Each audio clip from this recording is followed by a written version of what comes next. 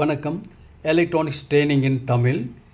Electronics training இன் தமிழ் சேனலில் last கிளாஸில் உங்களுக்கு IR2153 அப்படிங்கிற ஐசியை பற்றிய டீட்டெயில்ஸ் கொடுத்துருக்கேன். ரொம்ப important, heart of the section for all power supply charging circuits எல்லாத்துலேயும் அது வரும்னு சொல்லியிருக்கேன். பெரும்பாலும் இந்த ஐசி வந்து ஹாஃப் ஃப்ரிட்ஜ் சர்க்யூட்ஸில் யூஸ் பண்ணுவாங்க. அது அப்ளிகேஷன் வரும்போது உங்களுக்கு சொல்கிறேன். ஏற்கனவே வீடியோ அப்லோட் பண்ணியிருக்கேன்.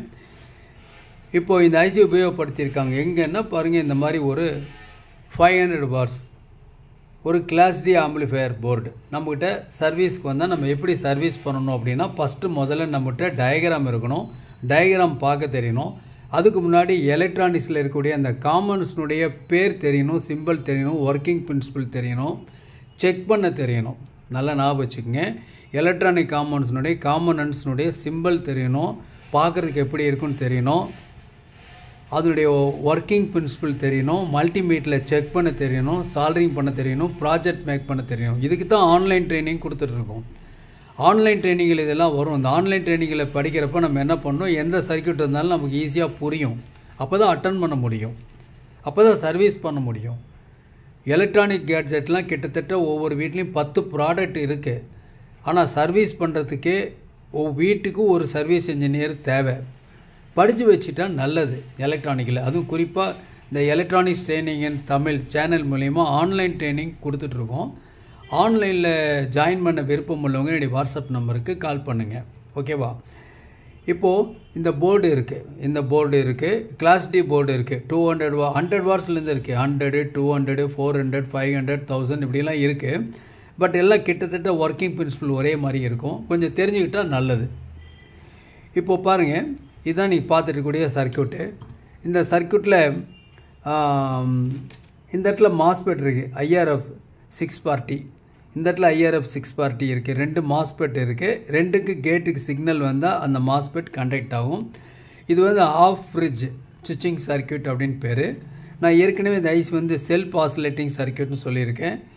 ஆட்டோமேட்டிக்காக ஆசிலேட் ஆகும். ஒரு கிளாஸ் டி ஆம்பிளிஃபையருடைய டீட்டெயில்ஸ் எப்படி இருக்கும், ஏன் உங்களுக்கு கிளாஸ் ஏபியோட கிளாஸ் டி நல்லாயிருக்கும், குவாலிட்டியாக இருக்கும் அப்படின்னு கேட்டால், இப்போ கிளாஸ் ஏபி ஆம்பிளிஃபையரில் பார்த்தீங்கன்னா உங்களுக்கு வந்து அனலாக் சிக்னல் தான் அப்படியே மெல்ல உங்களுக்கு பூஸ்டிங் ஆகிட்டே வரும், ஆம்பிளிஃபை ஆகிட்டே வந்துக்கிட்டு இருக்கும்.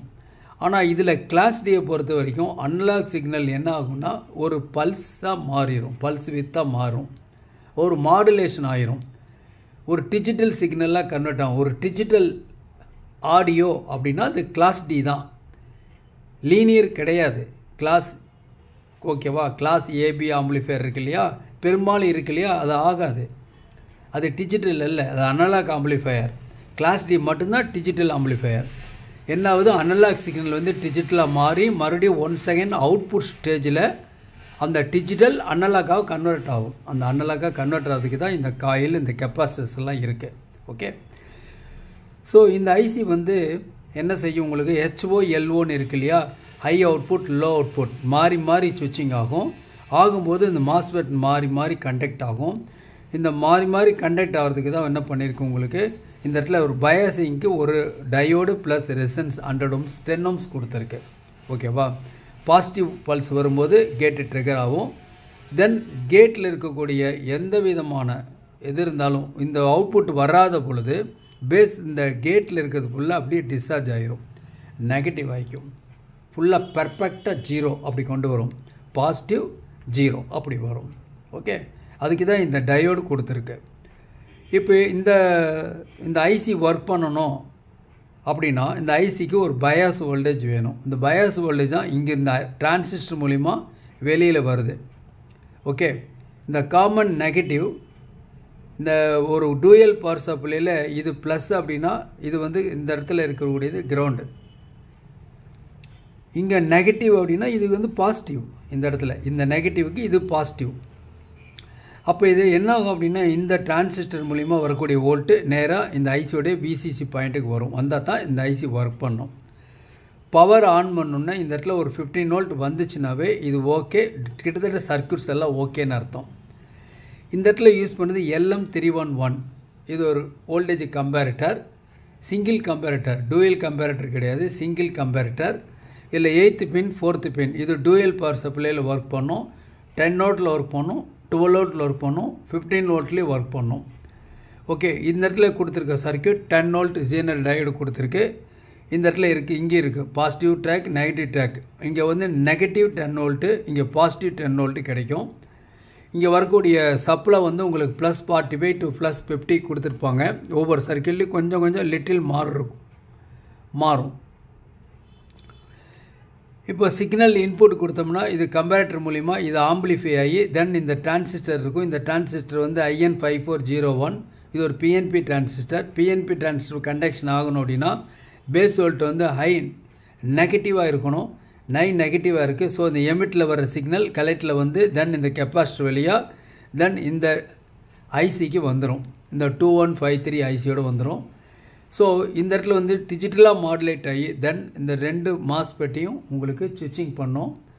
இந்த சுவிட்சிங் பண்ணி கட் ஆஃப் பண்ணுறது மூலிமா தான் இந்த காயில் மூலிமா இந்த அவுட்புட் எங்கே எடுத்துருக்கோம் பாருங்க, ஸ்பீக்கருடைய அவுட்புட். இது வந்து நான் பார்க்குறது மானோ நாட் ஸ்டீரியோ. மானோ அவுட்புட் கொடுக்குறோம். நம்ம என்ன சிக்னல் கொடுக்குறோமோ அது இந்த இடத்துல ஆம்பிளிஃபை லெவலில் கிடைக்கும். நல்ல ஒரு குவாலிட்டி அவுட்புட் கிடைக்கும். இதுதான் இந்த சர்க்யூட்.